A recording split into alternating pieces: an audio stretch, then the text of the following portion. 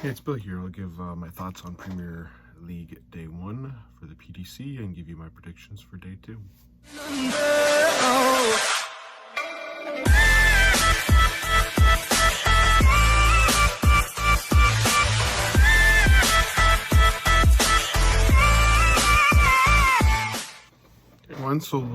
Again, getting excited for Day 2 of the Premier League, but let's take a look back at Day 1, where I got 2 matches right with 1 perfect score, and that was because there was 4 ties.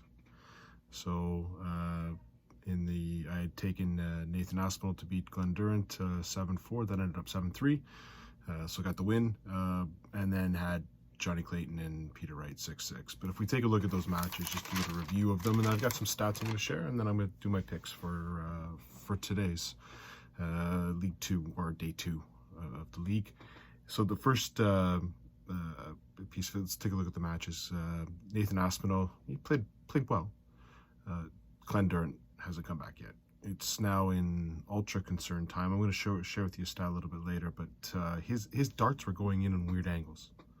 I see he went back to the pear-shaped flights. He's tinkering. That can only mean one thing, trouble. So I do not like, as I said yesterday, we would tell how Durant's going to do in the league based on that first match. He now gets Johnny Clayton today. I wish you all the best of luck. Yeah, he's the only one who didn't get a point because the rest were ties. It just doesn't look good for Glendurant right now unless something miraculously changes and maybe he can throw a great game and get some confidence back out of it. I just don't see it. It's trouble, and really big trouble. This could get embarrassing if you ask me. We'll share some stats a little bit later about how he does when it comes to his scoring. The next matchup was Jose De Souza against Rob Cross. Not a bad match. I thought Jose let it go at the end there. He just didn't get down, didn't put any pressure on Rob Cross. Now, granted, Rob Cross took out a 12-darter on the bowl to get the tie. Again, it was a good match. Rob Cross played better than I expected. Again, I'm one of the few that didn't put Rob Cross in the regulation round. I thought he would be fine.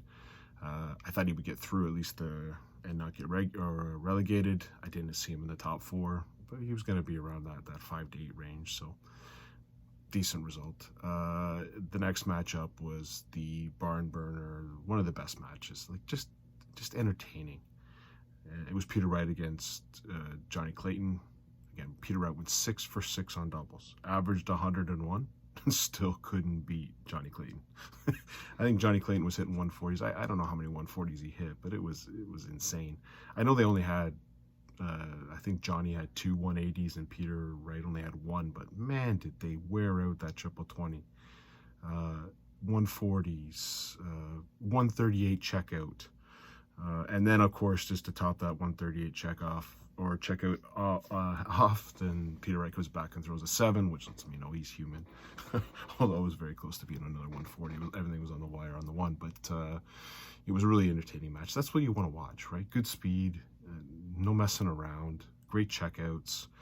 You know, Johnny went like 46% on the checkouts. It was just a good match to watch. The next match was actually entertaining to watch, but in a much different way. And that was Gary Anderson against James Wade. Again, I'm one of the ones that put Gary Anderson in the bottom or to get relegated, just not knowing how he was going to throw. He scored fantastic. He was all over. I know James Wade had 6 180s, but if you look at the scoring stats, and I'll share a stat a little bit later, rarely in his first 9 darts did Gary go up and not throw at least 100, or at least get 1 triple, big triple. So I thought he played well. Just again, his doubles, I agree with him. He said something at the last match, like, he should have won that match. He should have. But, and give credit to James Wade. I'm not the biggest James Wade fan. Personality of an ant, what are you going to do?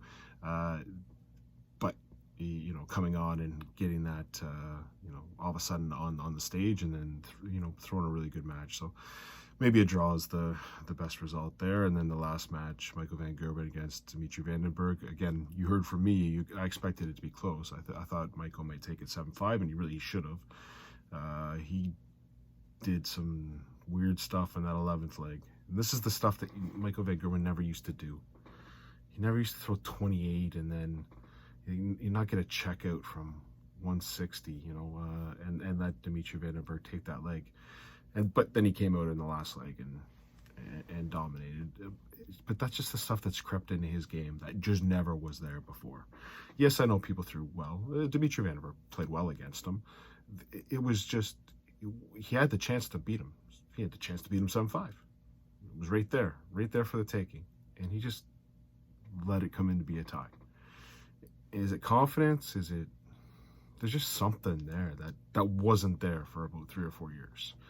And that's the reason why people are beating him now. He's just letting them in, right? So, again, I thought Dimitri played well. I called it to be a close game. I thought it would be a win for Dimitri Vandenberg, but it wasn't. It was a tie, 6-6. So 4 ties and 1 win. So Nathan Aspel top of the league, and you got a 6-way tie for second place with 1 point, and then you got Glenn Durant in last.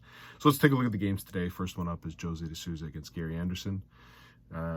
One of the things I wanted to share as a stat is I'm now tracking these stats, and the stats that I'm looking at are your first 9 darts. So each leg you're going to get 3 turns with 3 darts, and how many times do you score 60 or less, which means you don't hit a big triple, basically what I'm looking at. And if you take a look at the stats, you know, Gary yesterday did the best. He had a percentage of 8% of his 36 darts, so 3 times did he actually throw in his first 9 darts a score 60 or less. That's really, really good. So his scoring was good, where Jose was 1 out of every 4 times. So 1 every second leg, he would throw a 60 or less. The reason why that's important is these guys are, there's no one shooting doubles less than 30% in this league. So if you get ahead, or you let someone get ahead on your throw, or you do not hit a 60, someone's going to hit 100 or 120 against you. They're a dart ahead of you now. They're at least 2, or maybe even 2 darts ahead of you. If they had a big score.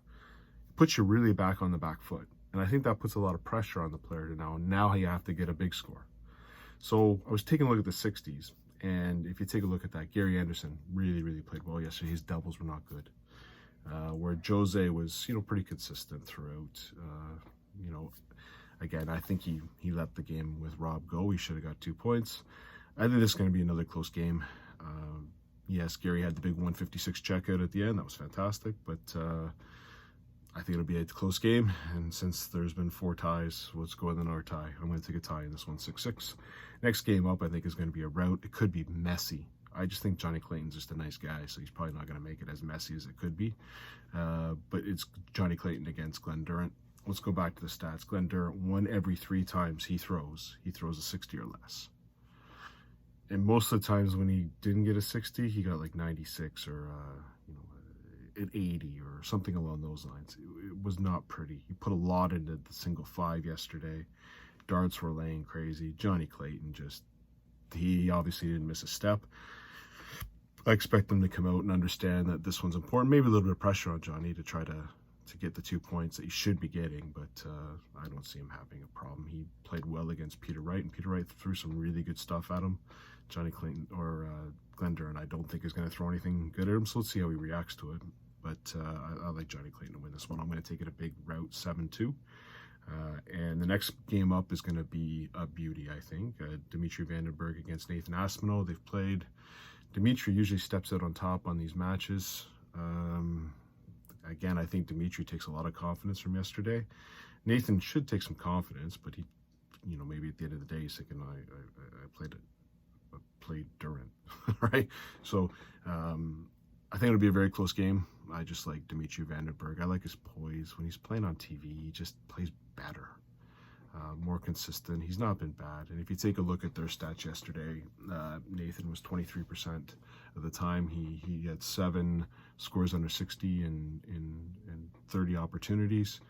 And for Dimitri Vandenberg, he had 5 out of 36, which is 13%. So, or 14%.